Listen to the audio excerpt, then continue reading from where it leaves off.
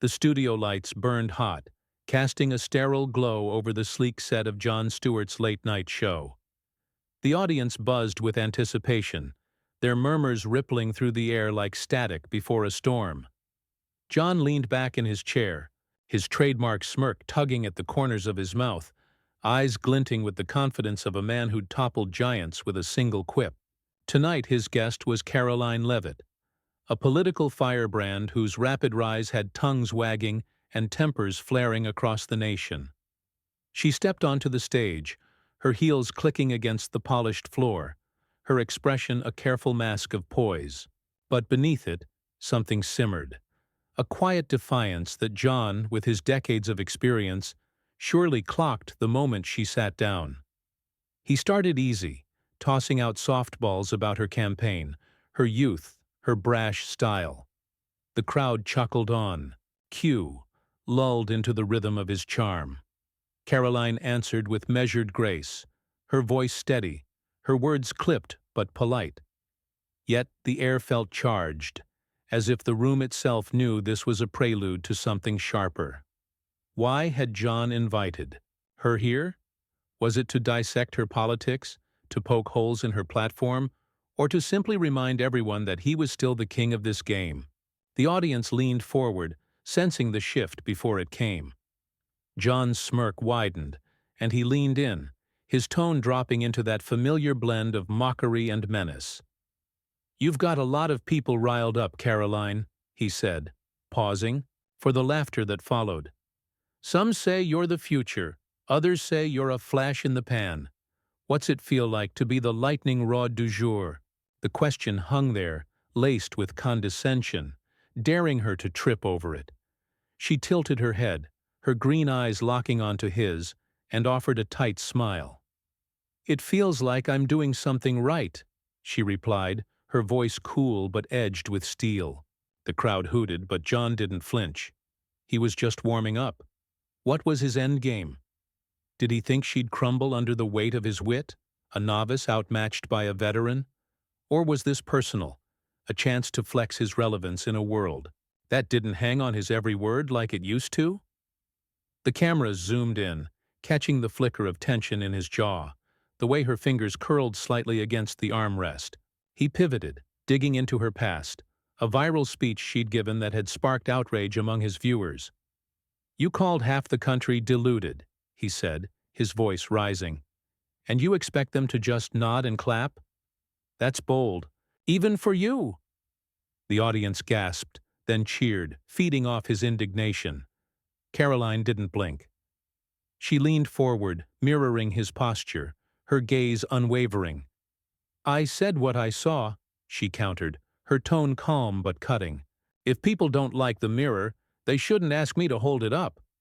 The room erupted, split between boos and applause, a cacophony that drowned out Jon's next jab.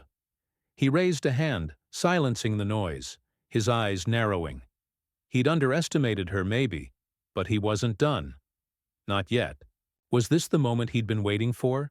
The chance to dismantle her live on air? Or had he just lit a fuse he couldn't control? The segment stretched on, each exchange a chess move, each pause a held breath. Jon's questions grew sharper, his sarcasm thicker, painting her as reckless, naive, a danger to the discourse.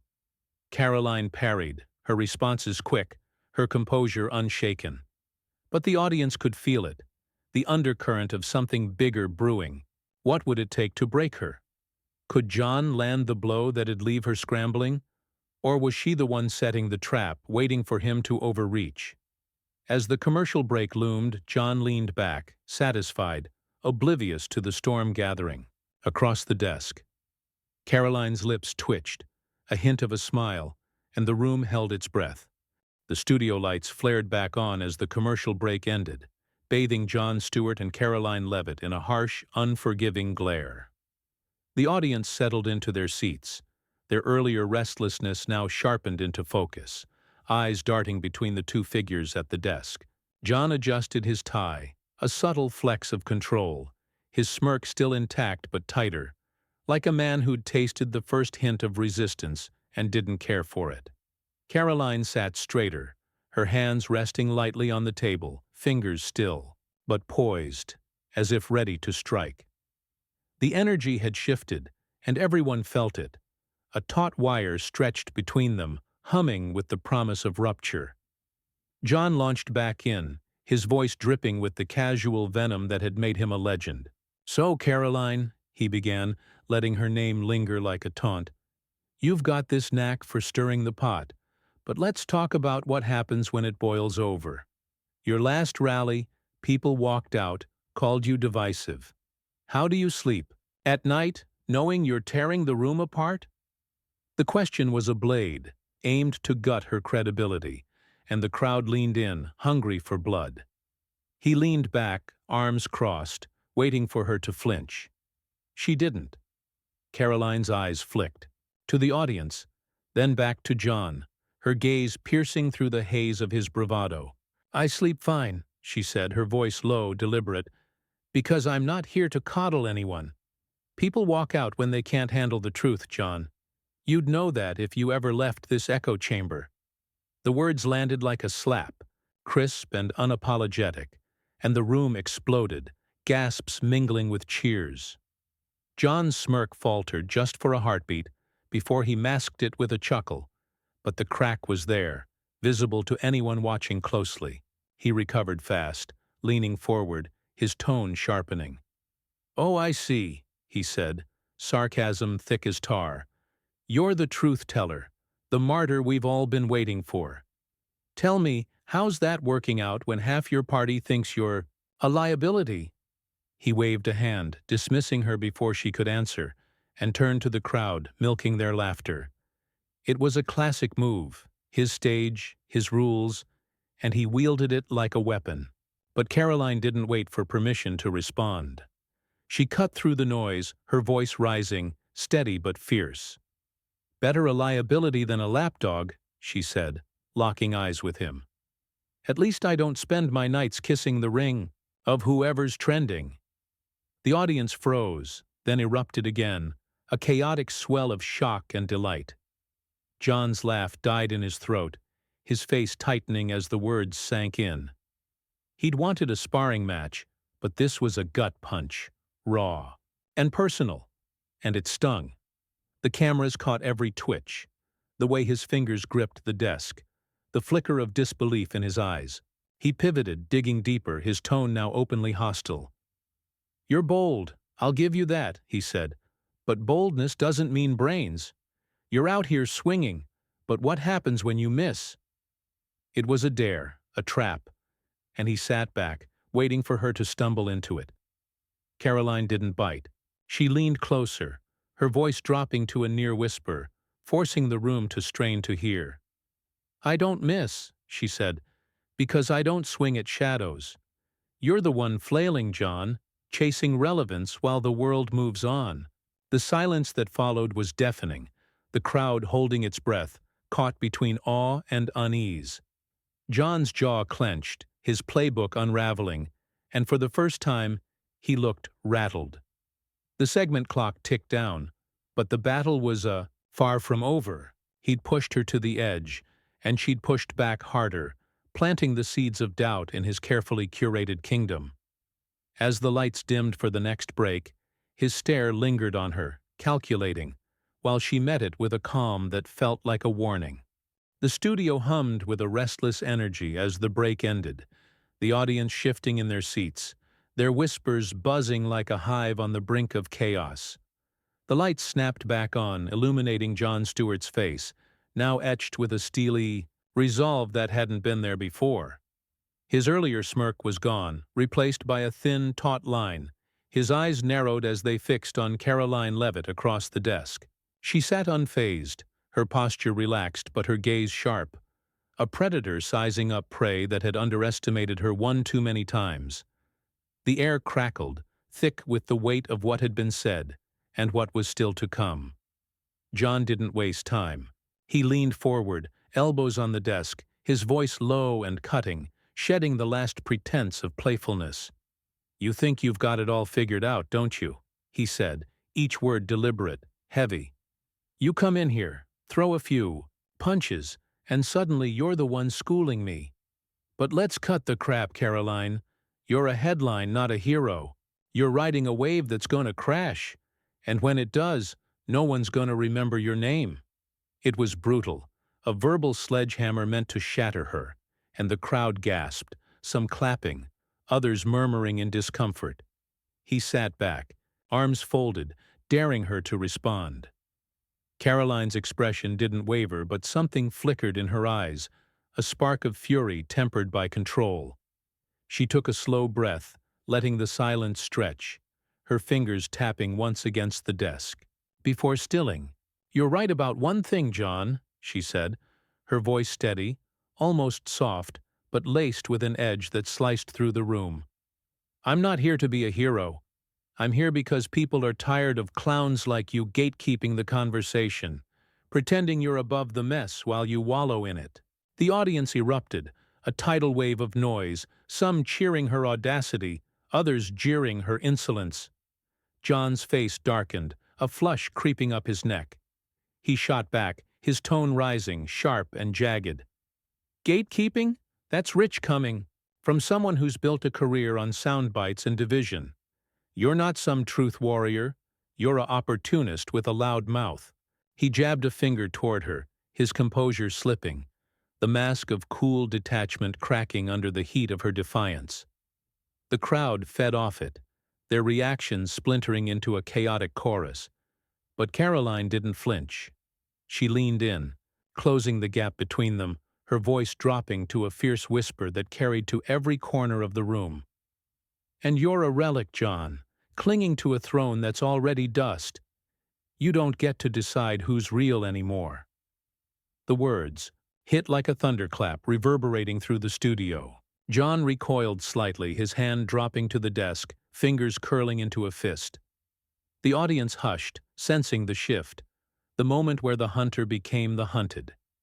He opened his mouth, then closed it, caught off guard by the raw intensity of her stare, the way she held the space he'd dominated for decades. He rallied, forcing a laugh, but it sounded hollow, strained. "You're good at this," he said, his voice tight. "I'll give you that. But good luck keeping it up when the cameras stop rolling." It was a weak jab, a retreat masked as an attack, and the crowd sensed it, their murmurs growing restless. Karoline smiled then, a small knowing curve of her lips that carried more weight than any shout. "I don't need luck," she said. "I've got the truth, and it's louder than your laugh track." The room ignited again, a roar of sound that drowned out Jon's attempt to pivot. He glanced at the producer off stage, a flicker of panic in his eyes, then back at her, realizing too late that he'd lost the reins. The segment timer blinked, signaling the end, but the damage was done. She'd turned his arena into her battlefield, and as the lights dimmed, her quiet triumph lingered, a promise of more to come. The studio lights flared once more, their harsh glow catching the sweat beading on Jon Stewart's forehead as the final segment began. The audience sat on edge, their earlier excitement now a taut electric hum, eyes darting between the two, figures locked in a silent standoff. Jon's hands gripped the desk, knuckles whitening, his face a mask of forced calm that couldn't hide the storm brewing beneath. Karoline Leavitt sat opposite, her posture loose, almost casual, but her eyes burned with a quiet ferocity, unyielding, daring him to strike again.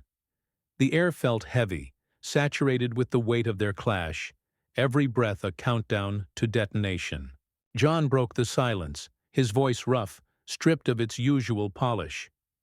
"You've got a lot to say, Karoline," he said, leaning forward, his stare cold and piercing. "But let's be real. You're not here to fix anything. You're here to tear it down, and you don't care who gets caught in the wreckage." That's not truth. That's chaos. It was his last stand, a desperate lunge to reclaim the narrative, to paint her as the villain in his story. The crowd murmured, some nodding, others shifting uncomfortably, torn by the rawness of his accusation. He sat back, chest heaving slightly, waiting for her to crack. Karoline didn't hesitate. She rose slightly in her seat, her voice cutting through the tension like a blade, clear and unrelenting. "Chaos?" she said, her tone sharp, incredulous. "You've spent years sitting there, Jon, stirring the pot, mocking the mess, and calling it comedy. I'm not the one tearing anything down, you are, every time you dodge the hard stuff with a punchline."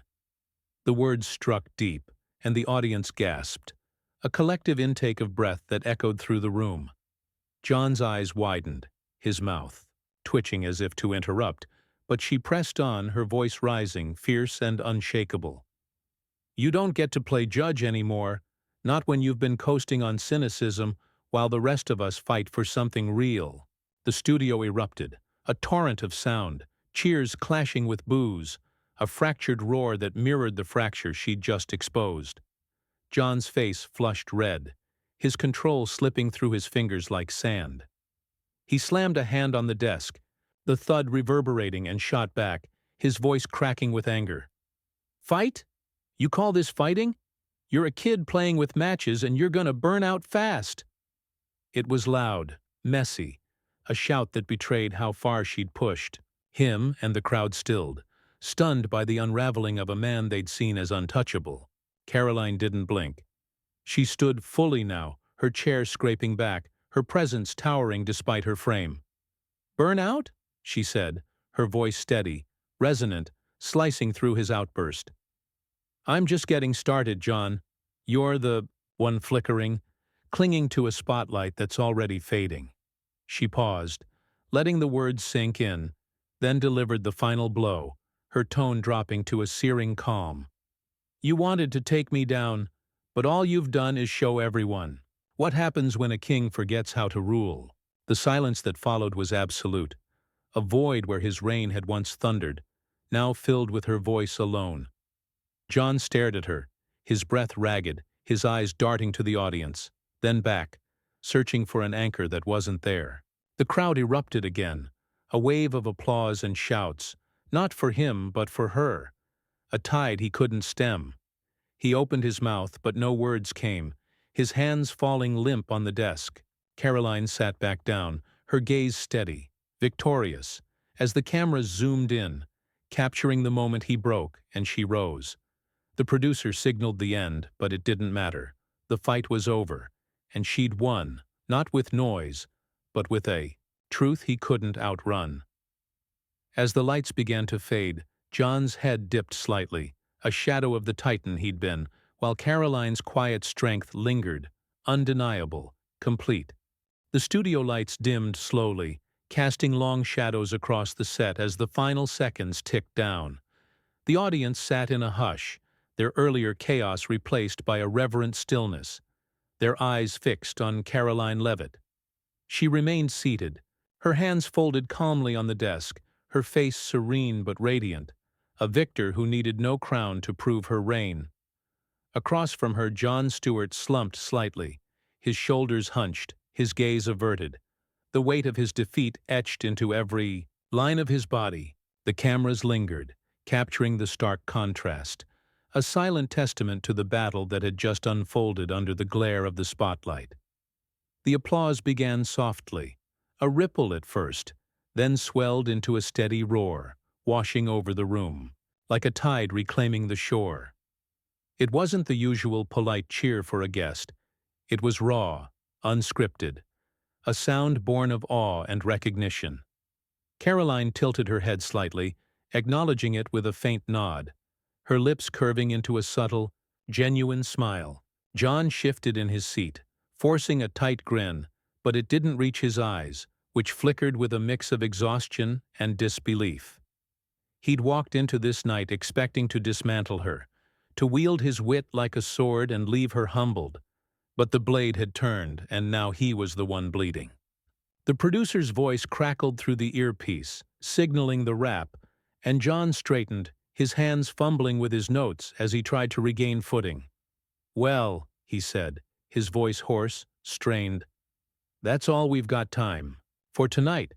Karoline Leavitt, folks, give it up for her." The words were clipped, mechanical, a concession he couldn't dress up with charm. The crowd clapped louder, some standing, their cheers drowning out his attempt to close the show on his terms. Caroline rose, smoothing her jacket, and extended a hand across the desk, a gesture both gracious and defiant. Jon took it, his grip brief, his palm clammy against hers, and the cameras caught the moment, a handshake that felt like surrender. As the set faded to black, the audience spilled into the aisles, their voices buzzing with what they'd witnessed. Backstage, Jon retreated to his dressing room, the door slamming shut behind him, the echo sharp in the quiet corridor. He stood before the mirror, staring at the man looking back, his jaw tight, his eyes hollow. He'd built an empire on tearing others down, but tonight he'd been the one exposed, his throne cracked by a woman who'd refused to bend.